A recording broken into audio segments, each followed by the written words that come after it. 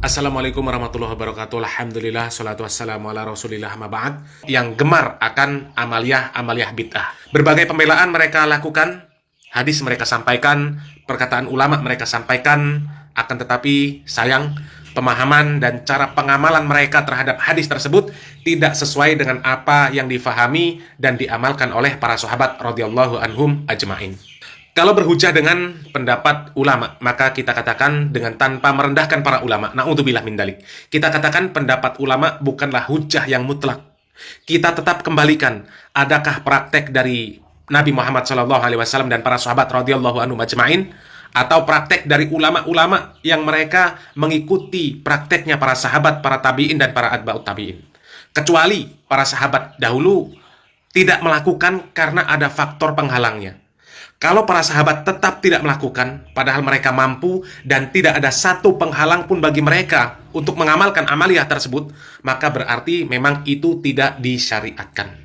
Kemudian ada satu lagi kaum muslimin, video yang dibuat oleh seorang ustadz untuk membela amaliyah Al-Fatihah, ya, dengan membawakan qaul atau pendapat para ulama. Yang sebenarnya yang membuat video ini pun gagal faham terhadap penjelasan ulama tersebut. Kita enggak membaca surah Al-Fatihah di luar salat, khususnya ketika memulai acara itu adalah bid'ah, tidak boleh dilakukan. Nah, untuk menjawab pertanyaan tersebut, kali ini saya akan mengutip pendapat-pendapat dari ulama Arab Saudi sendiri. Langsung saja kita simak videonya, dan seperti biasa di akhir video saya akan memberikan sedikit kesimpulan.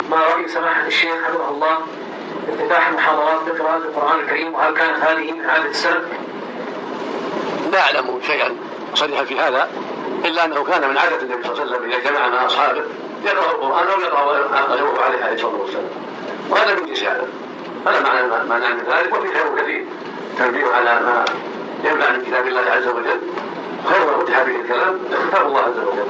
كان صلى الله عليه وسلم يجمع مع أصحابه يقرأ عليهم وهم ينصتون ويعلمهم ويرشدهم ويشرح لهم معاني كلام الله. وربما أمر بعض الصحابة فقرأ كما في الصحيح من حديث عبد الله بن مسعود أنه كان جالسا يوما عليه الصلاة والسلام بين أصحابه، فقال لعبد الله بن مسعود اقرأ علي القرآن. قال كيف أقرأ عليك وعليك أنزل؟ قال إنه يحب أن أسمعه من بعيد. فتلا عليه عبد الله أول أصوات النساء حتى وصل إلى قوله تعالى فكيف إذا جئنا من كل أمة بشهيد وجئنا بك على هؤلاء شهيدا. فقال حسبك. فقال عبد الله فتبت إليه فإذا عيناه تذرفان. ما حكم افتتاح اللقاءات أو الحفلات بتلاوة القرآن الكريم؟ شيء طيب، لا بأس. هذا الشبه يفتتحون بالغناء ولا القرآن طيب. الصحابة إذا جلسوا يأمرون واحدا يقرأ عليه، يأمرون أبا موسى الأشعري رضي الله عنه يقرأ عليه لأنه حسن الصوت. نعم. مسألة أخذهم عادة قراءة القرآن في البرامج والحفلات، ماذا ترون في هذه المسألة؟ افتتاح المجالس بقراءة عشر من القرآن وهو من عمل السلف، أما ختمها فليس كذلك، وإنما تختم المجالس بكفارة المجلس وهي معروفة. هذا الجواب ما سألت. Nah, kesimpulannya sahabat-sahabat Harmoni sekalian, apa yang disampaikan oleh Syekh Asim tadi sebenarnya kurang tepat ya, karena beliau menyalahkan kebiasaan masyarakat muslim di Indonesia yang memang sebenarnya ada dasarnya. Pola-pola dakwah yang suka membid'ahkan ini cukup meresahkan masyarakat awam, dan ini sangat kontraproduktif. Di Arab Saudi sendiri, acara-acara yang dihadiri oleh raja itu sudah mulai dibiasakan mengawali dengan bacaan ayat-ayat suci Al-Quran. Sama seperti di Indonesia, kita lihat beberapa video yang membuktikan memang di Arab Saudi itu kalau ada acara juga dimulai dengan bacaan ayat-ayat suci Al-Quran. Kita coba lihat videonya. A'udzu billahi minasy syaithanir rajim. Bismillahirrahmanirrahim.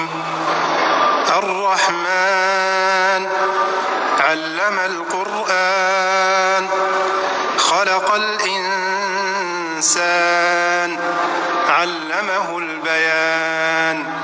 الشمس والقمر بحسبان والنجم والشجر يسجدان. أعوذ بالله من الشيطان الرجيم. الله نور السماوات والأرض مثل نوره كمشكاة فيها مصباح. المصباح في زجاجة الزجاجة كأنها كوكب دري يوقد من شجرة مباركة زيتونة لا شرقية ولا غربية يكاد زيتها يضيء ولو لم تمسسه نار. Jadi sebenarnya lucu juga karena di Indonesia mereka berani untuk membid'ahkan acara-acara seperti ini atau bacaan surah Al-Fatihah ini, tapi di negara asalnya di Arab Saudi mereka cenderung tidak berkomentar. Tapi di saat yang sama kita juga patut untuk bersyukur karena negara kita, negara Indonesia ini adalah negara demokrasi dengan penduduk muslim terbesar di dunia. Kaum muslimin yang dirahmati Allah Subhanahu wa taala, kita katakan ustadz ini gagal faham.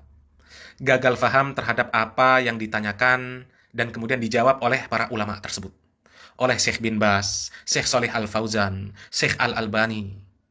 Dan apa yang disampaikan oleh beliau, itu kita tidak mengingkari. Kita akui, bagus kalau membuka majelis dengan membaca Al-Quran.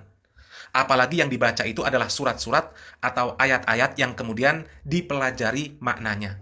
Dipelajari isi kandungannya, supaya bisa diamalkan dengan baik. Dan coba Anda fahami baik-baik. Sangat berbeda definisi antara membuka majelis dengan membaca Al-Quran dengan membuka majelis dengan membaca surat Al-Fatihah. Memang Al-Fatihah itu bagian dari Al-Quran. Tapi ketika dikatakan membuka majelis dengan membaca surat Al-Fatihah, maka dia berarti sudah mengkhususkan. Ya, mengkhususkan Al-Fatihah saja. Kalau mengkhususkan itu butuh dalil. Butuh dalil. Menggunakan surat Al-Fatihah untuk membuka atau menutup majelis, untuk ngalap barokah, untuk apapun. Amalan itu tidak pernah dicontohkan, tidak pernah diamalkan oleh Nabi Muhammad SAW dan juga para sahabat radhiyallahu anhum majma'in. Ya, jadi itu amalan siapa? Nabi tidak pernah melakukan, sahabat tidak pernah melakukan, para tabi'in, atba'ut tabi'in, para ulama, imam 4 mazhab, mereka juga tidak mengamalkan yang seperti itu. Mereka tidak melakukan yang seperti itu. Ya, dan apa yang dijelaskan oleh Syekh bin Baz, Syekh Shalih Al Fauzan, Syekh Al Albani, ya itu benar. Bahwasanya baik kalau membaca Al-Quran kemudian dipakai untuk membuka sebuah majelis. Karena itu bersifat umum. Membaca surat apa saja. Ya. Dan untuk mengambil fadilah secara umum. Apalagi memang sesuai dengan momen acara tersebut, majelis tersebut. Ketika akan membahas tentang riba, maka disampaikanlah di awal dibacakan ayat-ayat tentang riba. Maka bagus, setelahnya ayat tersebut dipelajari. Dipelajari isi dan kandungannya. Supaya bisa diamalkan ayat tersebut. Bagaimana cara mengamalkannya? Ya, supaya faham. Kan kita sudah simak yang disampaikan Syekh bin Baz, bahwasanya sahabat Abdullah bin Mas'ud membacakan surat An-Nisa, bukan surat Al-Fatihah. Bukan membuka majelisnya bersama Rasulullah SAW dengan surat Al-Fatihah saja. Artinya membacakan Al-Quran ini bersifat umum. Ya, dan Nabi kemudian menangis mendengarkan ayat yang dibaca oleh sahabat Abdullah bin Mas'ud. Artinya bacaan tersebut untuk menyentuh hati. Karena memang ada ayat-ayat Al-Quran yang ketika dibaca, itu bisa membuat hati ini tersentuh. Bisa menangis, bisa mengeluarkan air mata. Dipilih ayat-ayat yang bisa menguatkan keimanan kita. Meyakinkan kita kepada Allah Subhanahu wa Ta'ala dan hari akhir. Jadi tidak dikhususkan membuka majelis, kemudian supaya berkah majelisnya dibacakan Al-Fatihah. Bukan. Bukan itu yang dimaksud oleh Syekh bin Baz. Begitu juga yang disampaikan oleh Syekh Shalih Al Fauzan. Bahwasanya Nabi itu senang mendengarkan bacaan sahabat Abu Musa Al-Ansari. Kemudian Syekh Al Albani, beliau mengatakan bahwasanya membuka majelis dengan membaca Al-Quran itu baik. Tapi tidak mengkhususkan juga dengan surat Al-Fatihah. Membaca Al-Quran. Ya, kemudian mengakhirinya dengan kafaratul majelis. Bukan dengan Al-Fatihah. Tapi realita. Mereka membuka dengan Al-Fatihah, menutup kemudian dengan Al-Fatihah. Jadi kalau penjelasan ketiga ulama tersebut dipakai untuk membenarkan amalan, membuka dan menutup majelis dengan Al-Fatihah, maka itu sangat-sangat salah di dalam memahami.